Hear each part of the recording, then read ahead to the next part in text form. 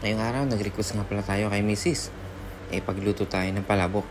So, ito yung mga ingredients na kailangan sa pagluto ng palabok. Yan, pinapakita na aking asawa.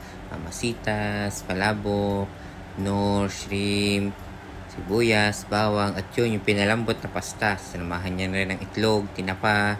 Matagal-tagal na rin kasi ako hindi nakakapangain ng palabok. At ngayon, naisipan kong mag-request kay Mrs. Dahil day off naman niya. So, yun, pinagluluto niya ako ngayon. Minsan lang naman ako mag-request. Kumbaga, hindi naman yan utos. Baka bawi-bawi naman. Sa mga inuutos mo sa akin, sa araw-araw. Kainaman ka na eh. Ngayon okay yung pagluto muna ha. At ating titikman yan mamaya. Alam kong masarap yan.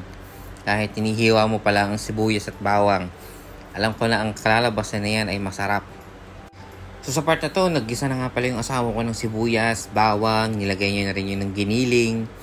So, imimix-mix lang niya yan. Halo-halo na yan, insan na yan. Halo-halo na yan, insan.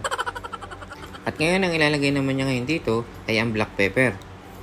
Tapos, ang kasunod niyan, yung chicken skin. Ihahalo niya lang din yan. Imimix ni halo-halo na yan, insan na yan. Mix-mix na yan, insan, tornado. At meron na nga rin pala siyang pinalambot na pasta. So, yung giniling na manok nga pala, yung hinalo niya dyan.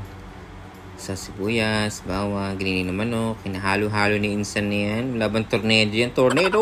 Tornado! Wala bang tornado diyan? Ay, walang tornado. Baka matapon. Sayang ang pagkain. Aray ko! At sinamahan na nga pala yan ng aking asawa ng tinapa. Piritong tinapa. Para mas malasa, mas masarap nga naman yung palabok na lulutuin niya. Ayan, ilalagay niya na yung mamasitas palabok. Pampalasa. Pampalasa ng alikabok. Ay, hindi pala. At eto na ang finished product. Ang alabatanggenyo palabok. Ay paano? Ay kita. Kita'y kumain.